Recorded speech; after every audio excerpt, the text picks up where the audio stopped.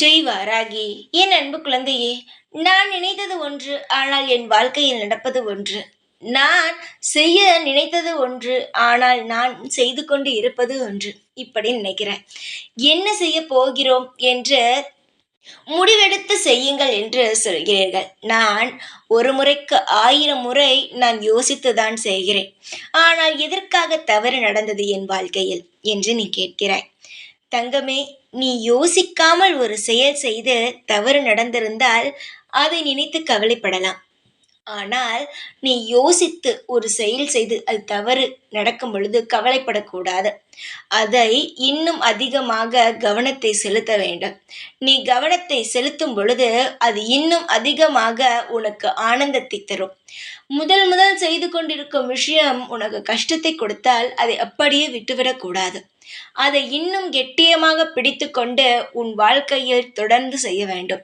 ஏனென்றால் ஒரு முறைக்கு 1000 முறை யோசித்துதான் ஒரு முடிவை எடுத்திருக்கிறாய்.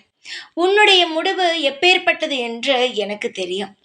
எதுவாக இருந்தாலும் யோசித்து நிதானித்து தான் செய்வாய். இந்த வாராகியுடைய குழந்தை ஆயிற்றே, நீ எல்லா வழியும் சரியாகத்தான் இருக்கும். நீ தப்பான வழியில் எப்பொழுதுமே செல்லவும் மாட்டாய். அப்படி செல்பவர்களை இழுத்து நல்ல வழியில் நடத்துவாய். நீ நல்ல குழந்தை. இப்பொழுது உன் வாழ்க்கையில் தவறு நடக்கிறது என்றால் அது அனைத்துமே கிரகங்கள் செய்யும் செயல்தான். இதையெல்லாம் நினைத்து கவலைப்படாதே. நீ ஒரு விஷயத்தை யோசித்து செய்கிறாய் என்றால் அது நிச்சயமாக உனக்கு நல்வழிதான் நடத்தும்.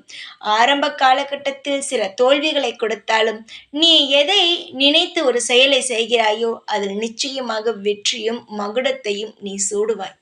இது வெறும் வாக்கல்ல, இதுதான் உன் வாழ்க்கையில் நடக்கப் போகும் விஷயமே. நான் ஒரு விஷயம் சொல்கிறேன் என்றால் அதை அனைவரும் என்ன நினைக்கிறீர்கள் தெரியுமா? வெறும் ஆறுதலுக்கான வார்த்தைகள் மட்டும்தான் இது என்பதை.